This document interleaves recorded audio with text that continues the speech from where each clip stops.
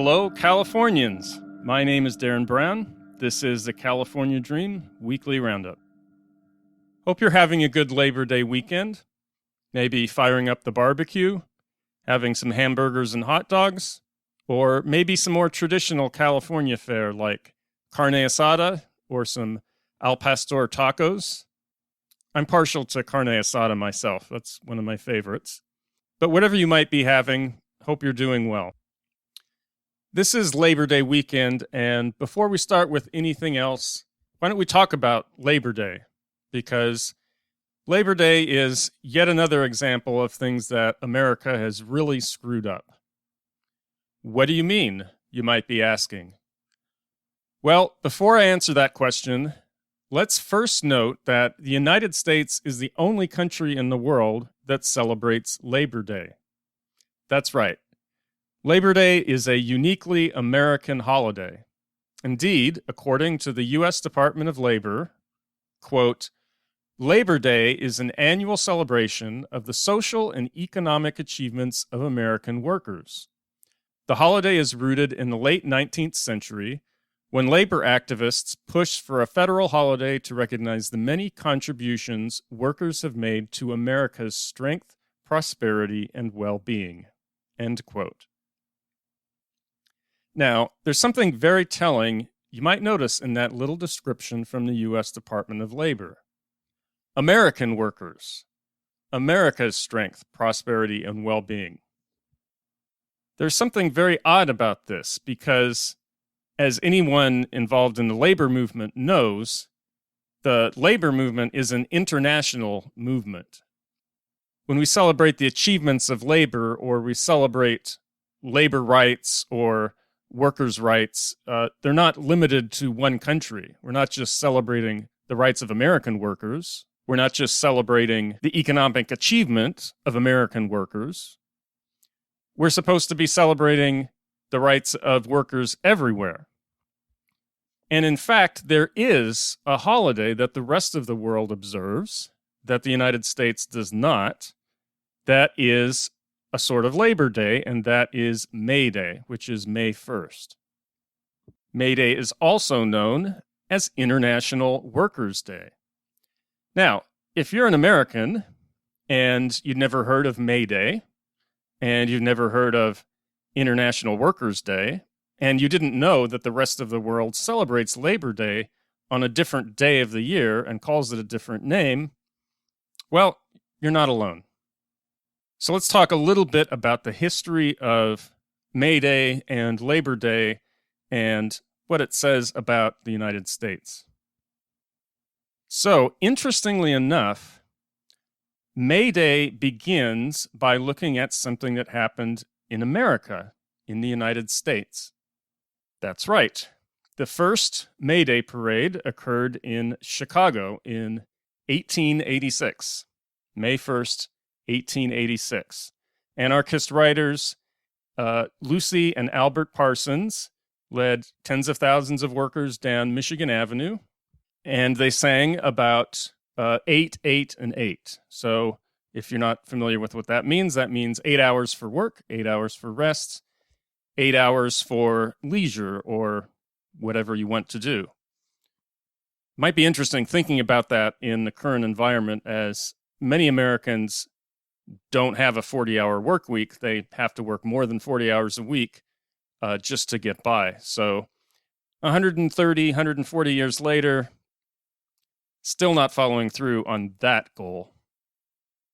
Getting back to the history, on May 4th, a bomb was thrown during the rally, and Parsons and several of his anarchist comrades were blamed for the bombing. And basically, they got a sham trial and they were executed. And this became known as the Haymarket Affair. So you can go online and just Google Haymarket Affair, and you can read all about the history of that. And this was a big blow to labor. And it would be just the start of a history of real violence against labor movements in the United States. Most people don't know that the United States has one of the bloodiest, most violent history when it comes to the labor movement. Now, this event was taken up by the Second International, and this is essentially where May Day came from. And now May Day is celebrated all over the world as an anniversary of these events that occurred in Chicago, in the United States. But somehow the United States doesn't celebrate this anniversary. Now, why is that? Well, in true American fashion, it's a little bit of anti-communist propaganda. You see, May Day was just a little too closely associated with socialists and communists and anarchists and Marxists, and it was just a little too radical for America. So we couldn't have May Day, and we came up with Labor Day. So this was an alternate holiday that people came up with. Grover Cleveland signed the Labor Day bill to make this a federal holiday. And now Americans have a holiday all their own to celebrate their own American workers, where they don't have to think about workers anywhere in the world. They don't have to think about the fact that the labor movement is an international movement. They don't have to think about any of that. They can just go out and shop and barbecue, maybe go to a baseball game. And really, the holiday has been stripped of any association that it had with labor in the first place. How many Americans really think of labor when they think of Labor Day? Not that many. Like a lot of American holidays, it's become completely commercialized, and it's had the intended effect of tamping down radicals, tamping down radical thought in the country.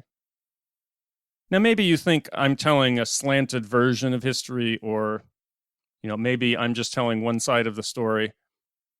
Maybe it's not that bad. Maybe it wasn't this nefarious.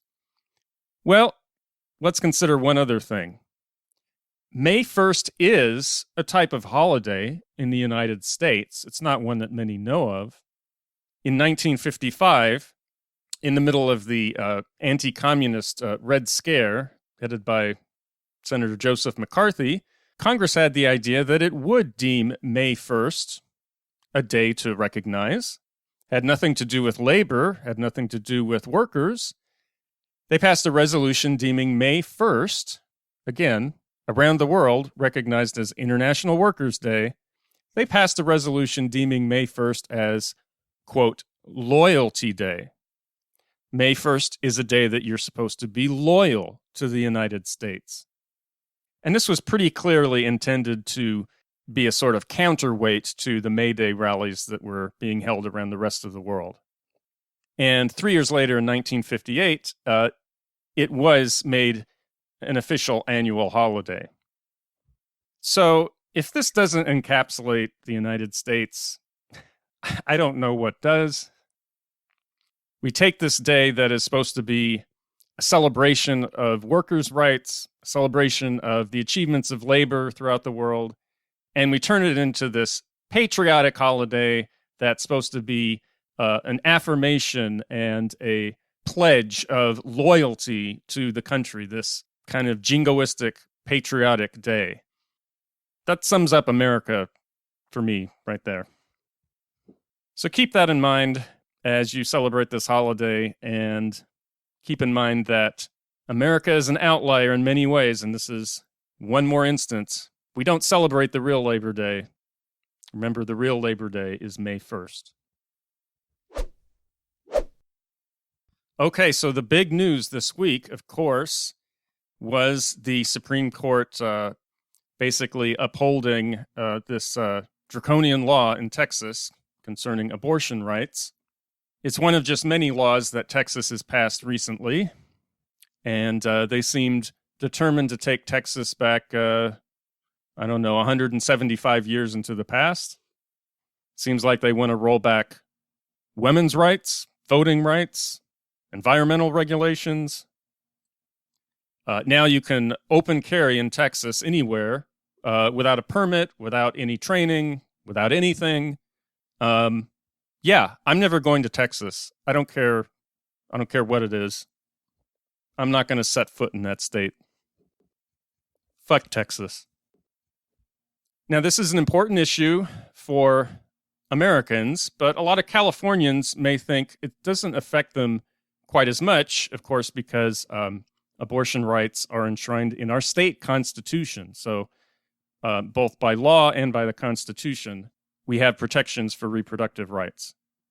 And so the thinking goes, a repeal of Roe v. Wade would simply return the question of abortion to the states. It would be a states' rights issue, and it would be up to individual states.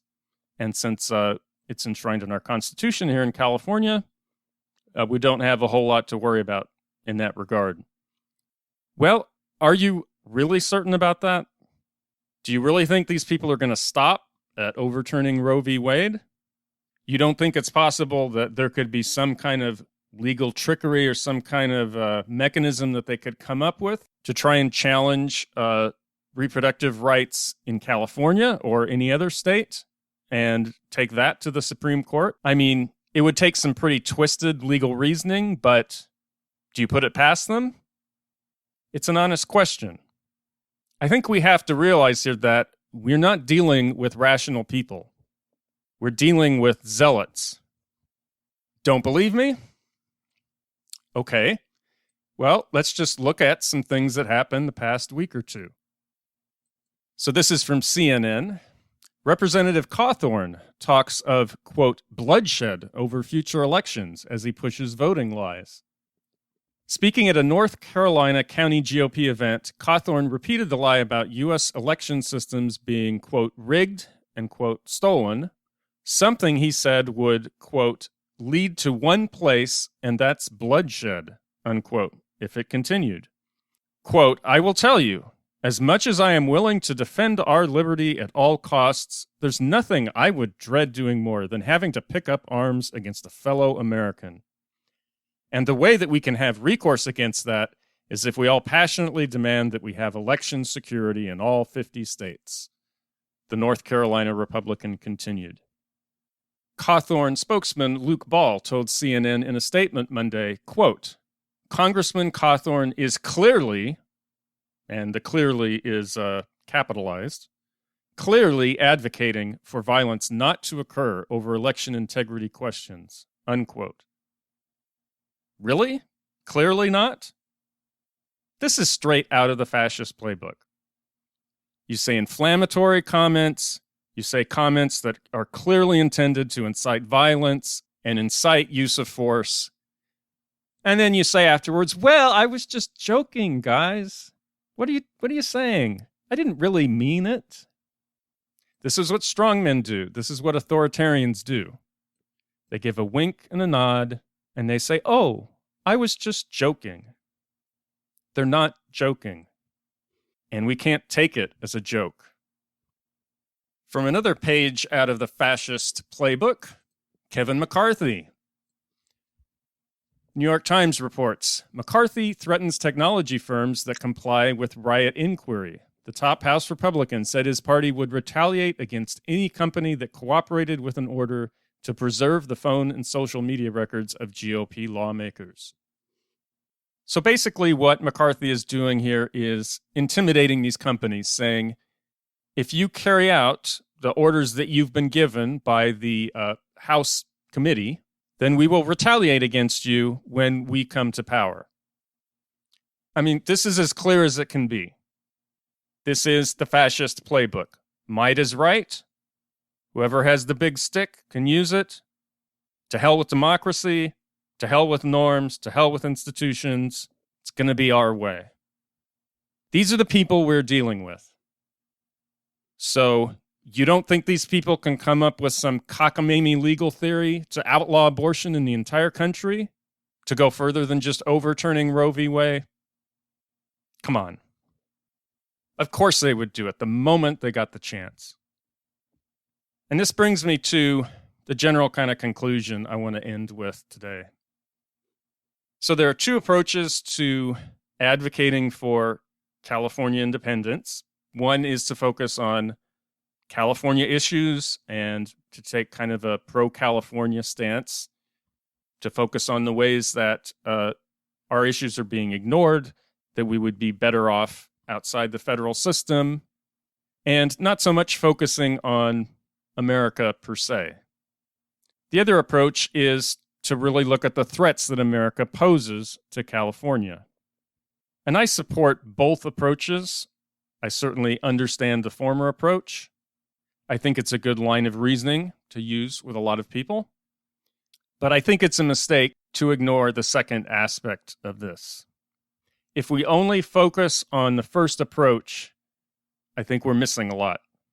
And here's an analogy I would make. Let's say that you're renting a house. So you have a house, you're renting it, you have a landlord, you have a big backyard. It's got a lot of stuff in the backyard. You like the house, it's pretty nice. It's not perfect. The landlord's not very great, though. He lets you do some things. You can rearrange the furniture. You can put up whatever flag you want out in the front porch. You can rearrange the lawn chairs in the backyard. But the major stuff, he has a veto over that. You want to repaint the walls? You're not able to do that. You want to install a fireplace? I'm not going to be able to do that either. You want to fix the driveway? You got to get his permission. Do you want to take out the basketball court in the backyard and make a new garden or plant some trees, maybe some bushes? Can't do that either. So basically you have a little bit of control, but not much at all over the house. Now you could say, we should have control over the whole house. We should own the house. We should be able to change the carpet when we want. We should be able to repaint the walls. We should be able to fix the driveway. We should be able to take out the basketball court and put in some trees. We should be able to install a new fireplace. We should be able to do all these things because it's our house. We live there. The landlord doesn't live there. So why are we letting the landlord tell us what we can and can't do? Let's focus on the house. And that's all well and good. But let's say that meanwhile, there's a forest fire a few miles away. That forest fire is heading right towards the house. The forest fire could take out the entire house and incinerate everything and everyone in it. So in that case, it may seem a little questionable to focus on the backyard or what color we can paint the walls or whether we can fix the driveway when the house is about ready to burn down. Well, we here in California have a forest fire coming directly for us. And it's called fascism. American fascism. We saw it with Donald Trump. We see it with Kevin McCarthy. We see it with Madison Cawthorn. We see it with the whole movement. And we can't just pretend it doesn't exist. It's not there. We're going to plug our fingers in our ears and pretend it goes away. It's not going anywhere. And personally, for me, that's what California independence is all about. I can't speak for everyone in the movement, but from my own personal viewpoint, California independence movement at its heart, at its core, at its foundation, it is an anti-fascist movement. Californians are against fascism. And that's why we want independence from America. All right, I'll talk to you again next week. And next week, I'll be taking on one of the most commonly asked questions, one of the most commonly raised concerns about the movement, and that is that we are leaving the country to fend for itself. We are leaving progressives in the rest of the country to fend for themselves, that we're abandoning America. So I really want to address that next week because I have a lot to say about that. Talk to you later.